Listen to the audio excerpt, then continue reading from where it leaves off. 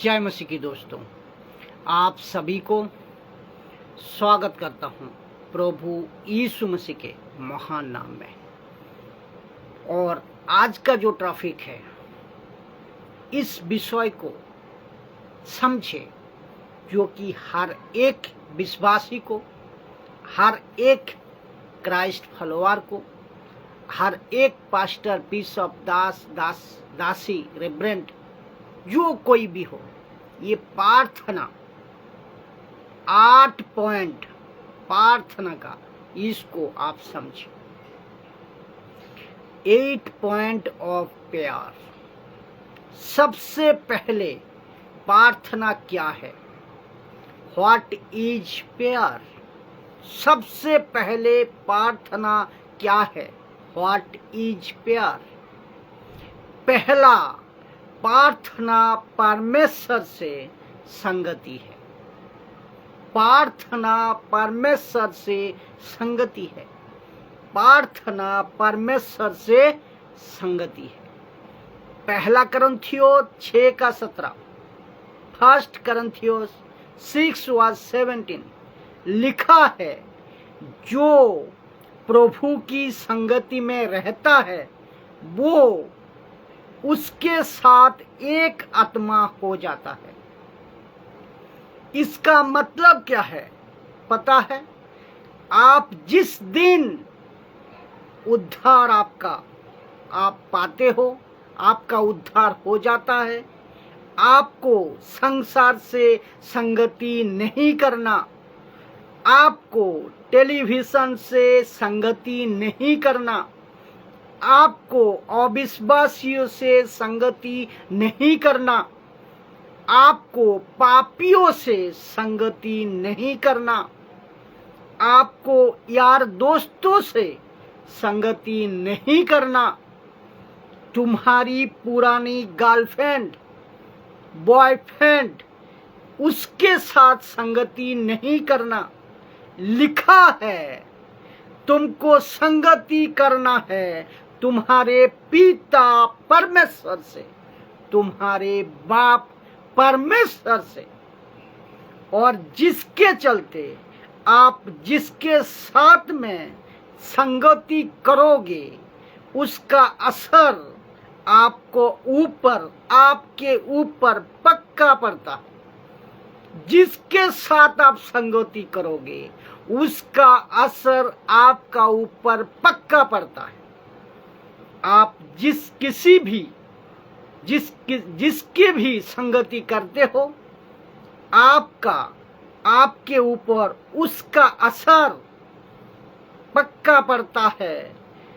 किसी ऐसे के साथ 24 घंटों आप बिता लो, आपको पता चल जाएगा, आपको उसको जैसा चाल, उसके जैसा चलन, बातें, और इसका असर पक्का आप पर पड़ता है।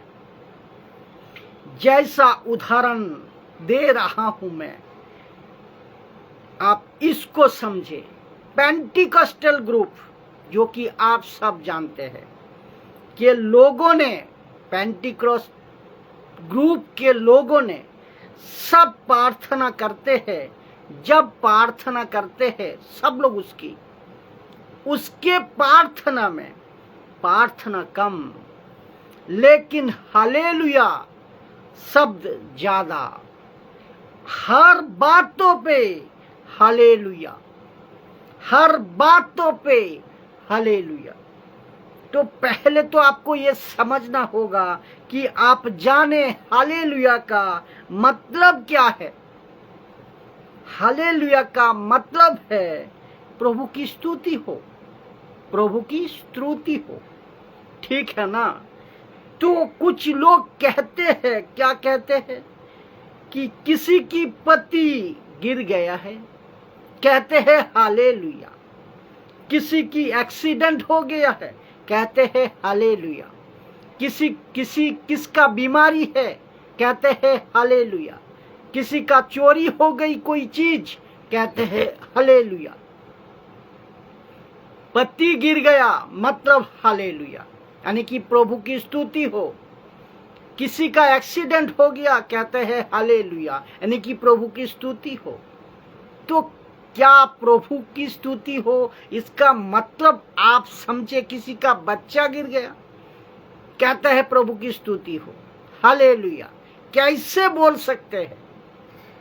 तो मैं समझता हूं कि असर कहां से पड़ता है।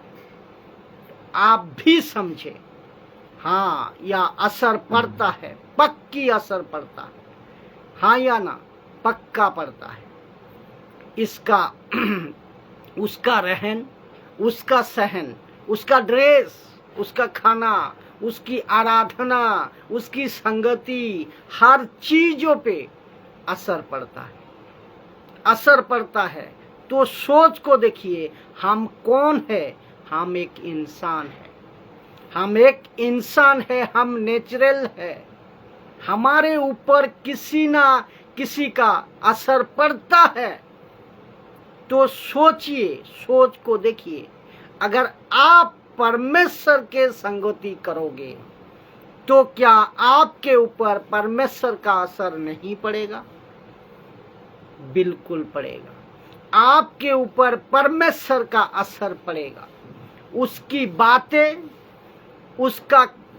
उसका जैसा रहन सहन, उसकी जैसा स्वभाव, आप वचन को पढ़ोगे, संगति करोगे, परमेश्वर के साथ बातें करोगे, तो उसका असर आपका ऊपर पड़ेगा, उसका असर आपका ऊपर आएगा। और उसी की बड़ा उदाहरण है एक झलक मूसा के साथ। मूसा कितने दिन था प्रभु के साथ में? 40 दिन 40 रात।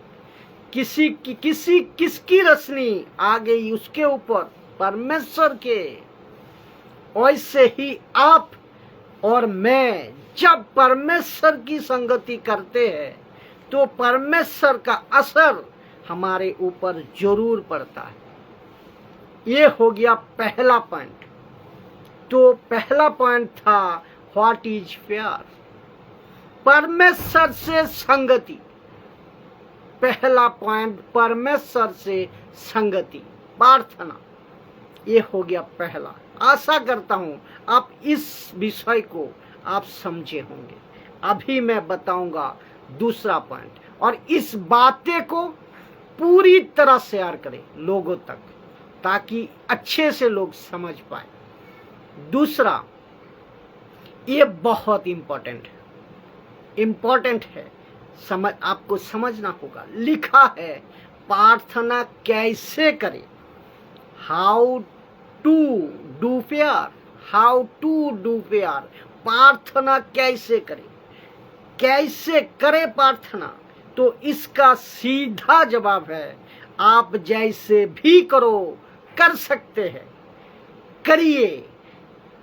इससे कोई नियम नहीं, इसके कोई नियम नहीं है, ऐसा कोई नियम नहीं है। जिस किसी भी तरीके से करना चाहते हो प्रार्थना करिए। कुछ लोग कहते हैं कि ऐसे नहीं कर सकते, वैसे नहीं कर सकते, बैठकर नहीं, खड़ा होकर नहीं। कुछ लोग कहते हैं घुटने पे करना है, कुछ लोग कहते हैं अलग तरीके से करना है। ऐसा कोई नियम नहीं, कोई नियम नहीं है। कोई कहता है आंख बंद कर को प्रार्थना करना ही है, नहीं तो प्रार्थना नहीं होती। ऐसा कोई नियम नहीं है। मैंने किसी को पूछा, अगर आप गाड़ी चला रहे हो और आपको प्रार्थना करने के लिए प्रभु की आत्मा लीड कर रहा है, तो बेटा आप कैसे प्रार्थना करोगे? उस टाइम पे कैसे करोगे? आंख बंद कर को करोगे? गाड़ी चला रहे हो, क्या आंख बंद कर सकते हैं? ऊपर से प्रभु बोलेगा, बेटा प्रार्थना तो तू कर रहा है, लेकिन मेरे पास आने की तैयारी क्यों कर रहा है? बात को आप समझ में आ गया हो। अपने नहीं समझा अभी तक। आपको प्रार्थना करना है। क्या करना? बुद्धि का इस्तेमाल। इसीलिए तो लिखा है ना, परमेश्वर का ज्ञान, वचन का ज्ञान, बुद्धि ज्ञान, इसीलिए तो बोला गया है। तो इसीलिए आपको किसी प्रकार का कोई नियम, किसी प्रकार का कोई रूल्स, जैसा चाहे, जैसा चाहो वैसे आप प्रार्थना करें। इसीलिए लिखा है आप जैसा भी करे कर सकते हैं, करिए। मेन पॉइंट है करिए, कोई नियम नहीं है। जिस किसी भी तरीके से, thank you Jesus, thank you. तो कोई नियम नहीं है। जिस किसी लगे, चलते उठते बैठते जाते जैसे ठीक लगे, थैंक यू जीसस, जैसे ठीक लगे वैसे प्रार्थना करें। ठीक है ना? लेकिन करो। क्या है इम्पोर्टेंट? करो। इम्पोर्टेंट बात है प्रार्थना करो। ये रहा दूसरा। तीसरा, कब प्रार्थना करें? प्रश्न है कब प्रार्थना करें? प्रार्थना कब करें? When to pray? प्रार्थना कब करें? When to pray? कब प्रार्थना करें? कब? Thank you Jesus. तो ये रहा आपका तीसरा पॉइंट। तीसरा पॉइंट है कब प्रार्थना करें। प्रार्थना कब करें? When to pray। तो लिखा है कब प्रार्थना करें, जिसके चलते लिखा है कोई समय, कोई समय नहीं है, कोई समय नहीं है। जब जरूरत हो कीजिए प्रार्थना, जिसका कोई नियम नहीं है।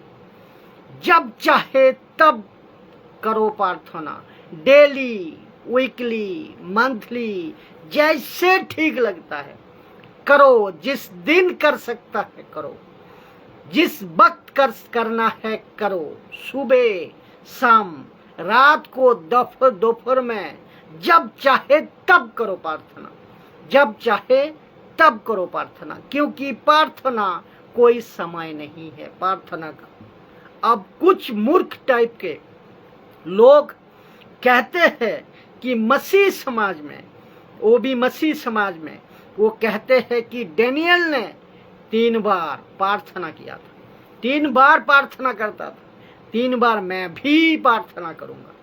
तो मैं ऐसों को पूछना चाहूंगा कि आप डेनियल है या मैं डेनियल हूं? नहीं हूं ना, या ना आप है, आप डेनियल नहीं है ना। तो वो करता था, उसकी मर्जी। लेकिन मुझे अगर पूछोगे, मैं चाहूं तो डेनियल ने 3 बार किया था, मैं 10 बार करूंगा, मेरी मर्जी है। तो आप 24/7 प्रार्थना कर सकते हैं, प्रार्थना में रह सकते हैं, जिसको कहते हैं प्रार्थना का मूड।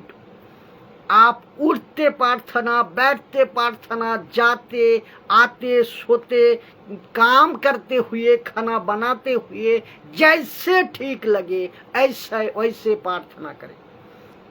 तब एक शब्दों पर ध्यान देना, मैं जो आपको अभी बताऊंगा, मैं माफी चाहता हूं, क्योंकि एक बात बोलना चाहिए जो कि बाइबल के हिसाब से बोलना चाहिए।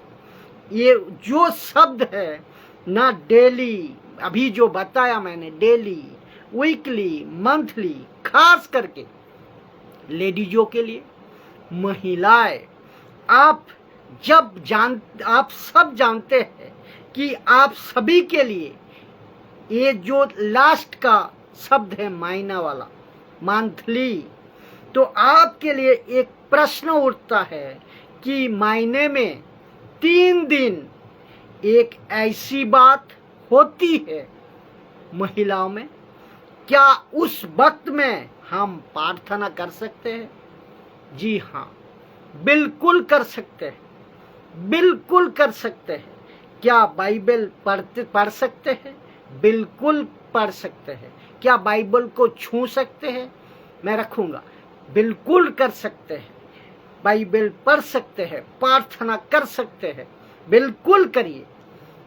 क्यों? सुनिए, आपका खुद का शरीर, आपका खुद का शरीर परमेश्वर का मंदिर है।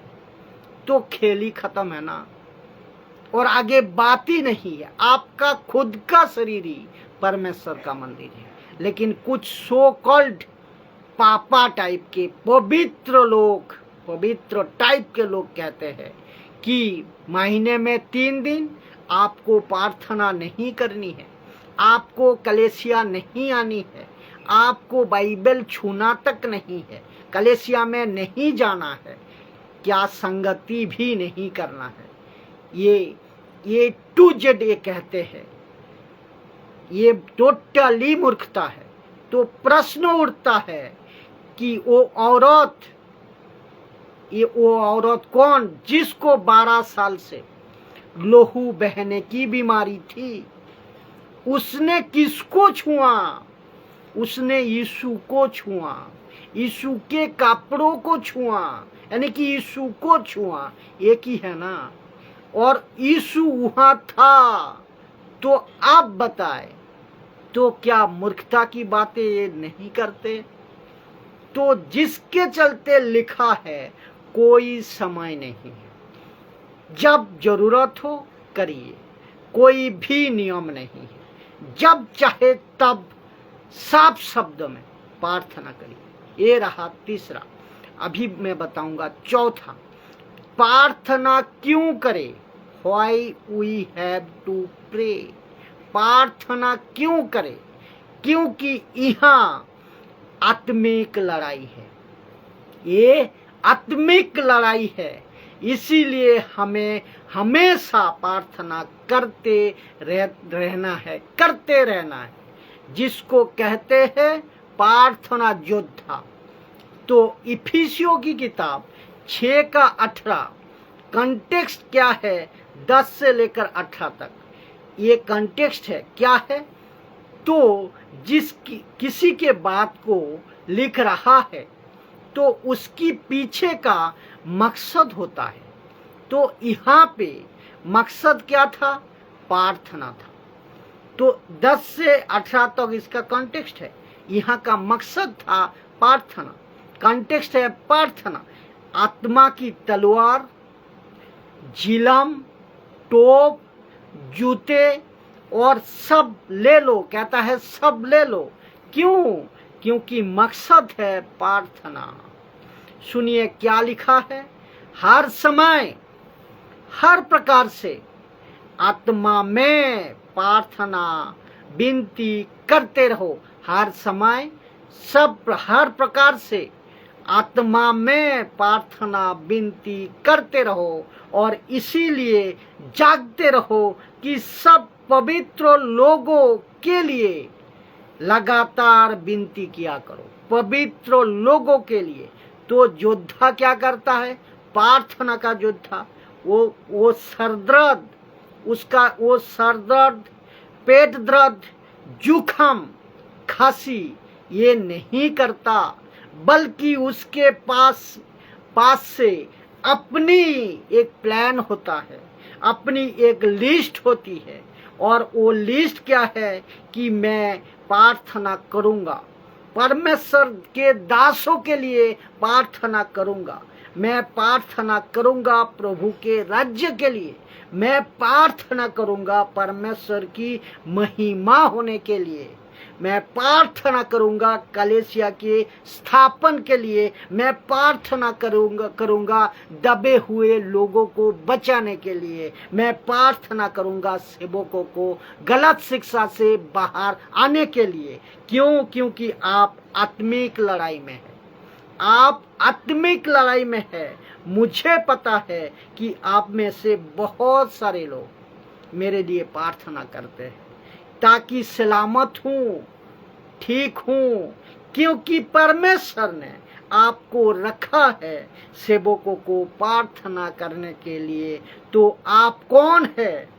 आप अपाहिज नहीं है, क्योंकि आप आप एक प्रार्थना का योद्धा है।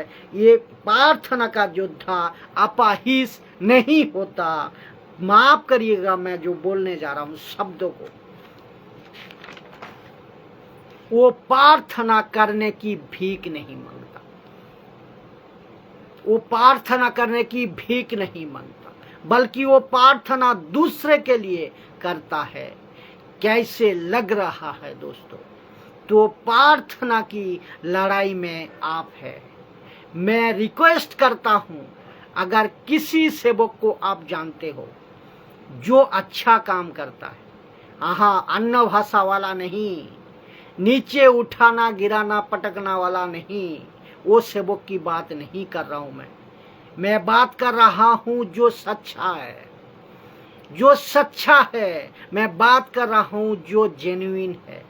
मैं बात कर रहा हूं जो मिशन की माइंडेड है, प्रभु की राज्य की चिंता करते हैं, प्रभु की राज्य सेवकों का चिंता करते हैं, प्रभु की दासों का चिंता करते हैं, देशों का चिंता करते हैं। मैं ऐसा सेवकों की बात कर रहा हूँ जो चेले बनाता है, कलेसिया प्लांटिंग करता है, मिशनरी काम को करते हैं। ऐसे लोगों के लिए, अगर ऐसे लोगों को आप अगर जानते हैं, रिक्वेस्ट करता हूं कि आप उसकी लिस्ट में उनको शामिल करें, आपकी लिस्ट में उनको शामिल करें, उनके लिए प्रार्थना करो, क्योंकि लिखा है विनती करते रहो और इसीलिए जागते रहो कि सब पवित्र लोगों के लिए। ये इसीलिए मैं बोला सब पवित्र लोग। पवित्र लोग कौन है? जो सच्चे हैं। लगातार विनती किया करो, लगातार विनती करते रहो। ये रहा आपका चौथा। पांचवा अभी मैं बताने जाऊंगा कि प्रार्थना किससे करे, to whom we should pray. प्रार्थना किससे करे, किससे करे, ये आपको समझना होगा। किसके लिए करे, यानी कि किससे करे? यीशु से। प्रार्थना किससे करे? किस यीशु से करे और यीशु के नाम से करे। यीशु से करे, यीशु के नाम से करे। किससे प्रार्थना करना है? यीशु से करना है। क्या नाम लेना है? यीशु का नाम लेना है, यीशु का नाम यूज करना है। कुछ लोग कहता है ओल्ड स्टेटमेंट में नाम जो लिया जाता था यीशुआ, उस नाम में प्रार्थना करना। क्यों भाई? तकलीफ क्या है इसमें? बहुत ध्यान से सुनना। यीशुआ नाम है या लैंग्वेज है? आप बताएं। यीशुआ नाम है या लैंग्वेजेस है? लैंग्वेज है। यीशुआ क्या है? लैंग्वेजेस। यीशुआ लैंग्वेजेस है। यीशुआ ये लैंग्वेज है। कौन सी भाषा? ये ग्रीक भाषा। इंग्लिश में क्या कहता है? जीसस। ये क्या है? English language. हिंदी क्या कहता है? यीशु। क्या कहता है? ये क्या है? हिंदी लैंग्वेज। तो लेकिन यीशु ने खुद उत्पत्ति की 3 अध्याय में इंग्लिश भेजा था, नेपाली, पंजाबी, मराठी, बंगाली और क्या है, तमिल, कनाडा, कर्नाटका का जहां का अपना दुनिया भर का भाषा भेजी थी। उत्पत्ति 3 अध्याय।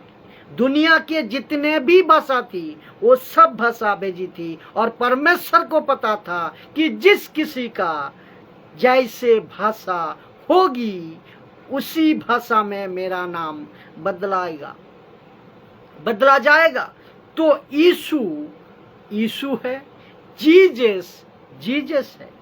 तो आपकी इंटेंशन, आपकी मकसद, आपकी मनसा प्रभु क्या करता है? आपका आत्मा में जन्म हुआ है। कौन सा जन्म? आत्मा में जन्म हुआ है। और पवित्र आत्मा क्या कहते हैं? हे अब्बा, हे पिता बुलाओ। Thank you Jesus. तो पवित्र आत्मा कहता है, क्या कहता है? कि हे अब्बा, हे पिता बुलाओ। तो यीशु बुलाओ, जोर से बुलाओ। लूसीफर को पत्थर थैंक यू जीसस। तो लूसीफर को पक्का पता है, शैतान को पक्का पता है यीशु मतलब कौन, जीसस मतलब कौन, यीशु का मतलब, थैंक यू। तो शैतान को पक्का पता है कि यीशु मतलब कौन, जीसस मतलब कौन, तो यीशु का मतलब कौन, ये लैंग्वेजेस का चक्कर है। Thank you Jesus, thank you Jesus. Yeshu का मतलब है, यीशु का मतलब कौन, ये लैंग्वेजेस का चक्कर है, ये नाम का नहीं। जैसे मैं एक उदाहरण देता हूँ कि मैं जो पानी पीता हूँ इसको कहते हैं पानी, आप जो पानी पीते हैं उसको कहते हैं, मैं डांटता हूँ। Thank you Jesus. तो जैसे मैं एक उदाहरण देता हूँ कि मैं जो पानी पीता हूँ उसको पानी कहते हैं, आप जो पानी पीते हैं, थैंक यू जी। कन्नड़ में क्या कहता है, नीर, नीर। तो इसको ये बाकी भाषाओं में अलग अलग आप सब जानते हैं, आप सभी जानते हैं, अपना अपना अपना लैंग्वेज, आप सभी जानते हैं अपना अपना लैंग्वेज है। लेकिन ये पानी करती क्या है कि एक ही चीज करती है कि आपकी प्यास बुझाती है। तो ऐसे ही, थैंक यू जीसस। तो ऐसे ही आप यीशु नाम, जीसस नाम, यीशुआ, यीशुस, और जिसके चलते कुलोसियों 3:17 कहता है वचन से, कुलोसियों 3:17 कहता है वचन से या नाम से जो भी करो सब यीशु के नाम से करो, उसको द्वारा, उसके द्वारा परमेश्वर पिता का धन्यवाद करो। और एक बार कह दूं, वचन से या नाम से जो भी करो सब प्रभु यीशु के नाम से करो, उसके द्वारा परमेश्वर पिता का धन्यवाद करो। किसका नाम, यीशु का नाम। बीमारी के लिए प्रार्थना करना है, किसका नाम, यीशु का नाम। दुष्ट आत्माओं के लिए प्रार्थना करना है, किसका नाम, यीशु का नाम। कुछ चीजों को मांगना है, किसका नाम, यीशु का नाम। तो जो भी करो यीशु के नाम से करो। क्या अद्भुत है, क्या गजब है। ये रहा पांचवा। अभी मैं बताने जा रहा हूं छठवा। प्रार्थना किसके लिए करे, किसके लिए करे प्रार्थना, किसके लिए करे, मतलब किस किस चीजों के लिए प्रार्थना करे। From whom will we should pray, from whom we should pray। तो सबसे पहली चीज परमेश्वर की इच्छा जानने के लिए। क्या अद्भुत है, सबसे पहली चीज परमेश्वर की इच्छा जानने के लिए करे। तो सबसे पहली चीज आपको प्रार्थना किसके लिए करना है, आपको प्रार्थना करना है कि क्या प्रभु इसमें तेरी इच्छा है, क्या प्रभु इसमें तेरी इच्छा है। वचन में रखता हूं, पहला यूहन्ना 5:14 लिखा है, हमें उसके सामने जो हियाव होता है वो वहाँ है, वो यहाँ है कि यदि हम उसकी इच्छा के अनुसार कुछ मांगते हैं तो हमारी सुनता है। किसकी इच्छा, परमेश्वर की इच्छा। तो किसके लिए प्रार्थना करना है, इच्छा परमेश्वर के जानने के लिए कि प्रभु मैं ये नौकरी करना चाहता हूँ, क्या तेरी इच्छा है। प्रभु मैं ये बिजनेस करना चाहता हूँ, क्या तेरी इच्छा है। प्रभु मैं ये लड़का से, ये लड़की से शादी करना चाहता हूँ, क्या तेरी इच्छा है। प्रभु मैं ये जमीन खरीदना चाहता, ये प्लॉट खरीदना चाहता हूँ, क्या तेरी इच्छा है। प्रभु ये मैं गाड़ी खरीदना चाहता हूँ, क्या तेरी इच्छा है। एक भी चीजों के लिए क्या कहना है, क्या प्रभु तेरी इच्छा है। और जिसमें प्रभु की इच्छा है और जिसमें प्रभु की इच्छा होगी वो चीज कामयाब होगी, वो चीज कामयाब होगी। क्या कभी ऐसे वचन को पढ़ा या ऐसे वचन को सीखा? अद्भुत है दोस्तों। तो परमेश्वर के इच्छा को कैसे जाने? आपका वो पिता है, आप उसके क्या है, बेटा बेटी। तो ये रिश्ते को आपने डेवलप अगर नहीं किया तो परमेश्वर आपसे बात कैसे करेगा? भाई साहब, हम तो नंबर घुमा देते हैं, फोन लगा देते हैं, वैसे ही हम प्रार्थना करेंगे तो प्रभु ने बात करना चाहिए ना। तो बेटा, यहाँ का सिस्टम अलग है और वहाँ का सिस्टम अलग है। यहाँ पे ऑन नंबर ऑन कर दो, नंबर मिलाओ तो फोन पे लग जाते। लेकिन वहाँ परमेश्वर के साथ में तुमको क्या करना है? फेलोशिप करना है, तुमको बैठना है, तुमको अपने रिलेशनशिप को डेवलप करना है, तुमको परमेश्वर के अनुभव में बढ़ना है, अनुभव में बढ़ना है। तब लाइन जुड़ेगी, तब कनेक्शन मिलेगी। याद होगा आप लोगों को, एक वक्त था, एक उदाहरण दूं मैं आपको, एक वक्त था जो कि रेडियो का जमाना, आप सब जानते हैं। पुराने लोग पुराने जमाने में रेडियो को किस तरह इस्तेमाल करते थे, आपने सुना होगा। जो कि अगर न्यूज़ सुनना हो तो रेडियो, अगर क्रिकेट की को स्कोर सुनना हो तो रेडियो, अगर आप किशोर कुमार, लता मंगेशकर, मोहम्मद रफ़ी उसके गाने सुनना हो तो क्या है? रेडियो। और आपको पता था रेडियो का एक नियम था, अपना एक नियम था, वो जल्दी से ट्यून नहीं होती थी, जिसको कहता है सेंटर ठीक से नहीं पकड़ता था। जल्दी से उसको एक जगह पे रखकर कुछ मिनटों उसके साथ घुमाकर इधर उधर और सेवा करनी पड़ती है, जिसको कहते हैं पड़ती थी। उसके बाद ट्यून आती थी, और जब एक बार ट्यून हो जाती थी, सेंटर लग जाती थी, तो किसी के बाप उसको हिला नहीं पाती थी।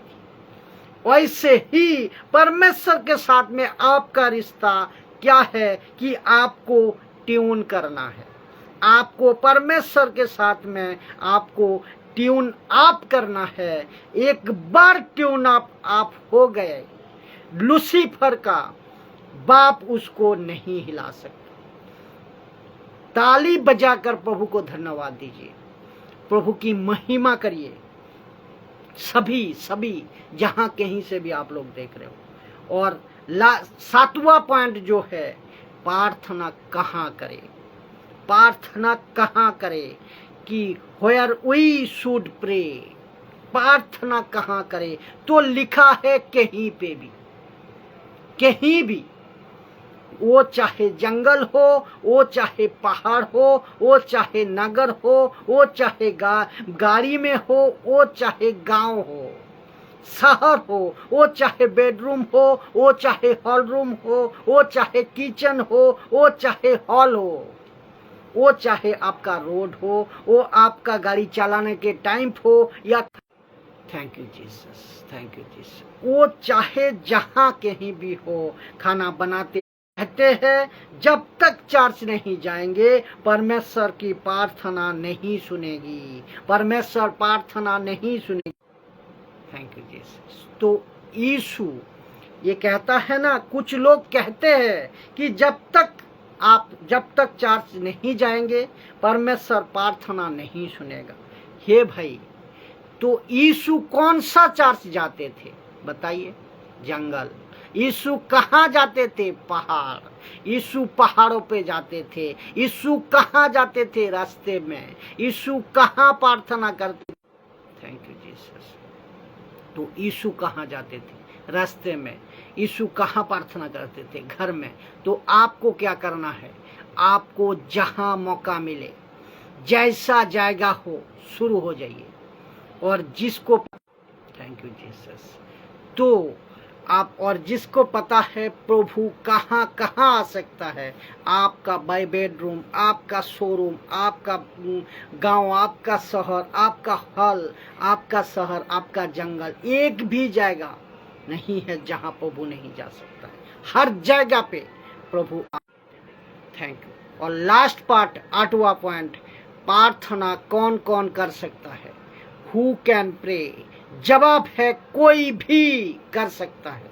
नया विश्वासी, पुराना विश्वासी, बच्चा, पुरुष, स्त्री, बुढ़ा, बुढ़ी कर सकते हैं। जिसका मतलब एक उसका उद्धार हो गया है, उसने सत्य को जान लिया है। आपके बच्चे, आपके माँ बाप, आपके भाई बहन, वो सब प्रार्थना कर सकते हैं। प्रार्थना क्या करता है? सबका परमेश्वर सबका प्रार्थना सुनता है। परमेश्वर सबका प्रार्थना सुनता है। तो कौन कौन कर सकता है प्रार्थना? कोई भी प्रार्थना कर सकता है।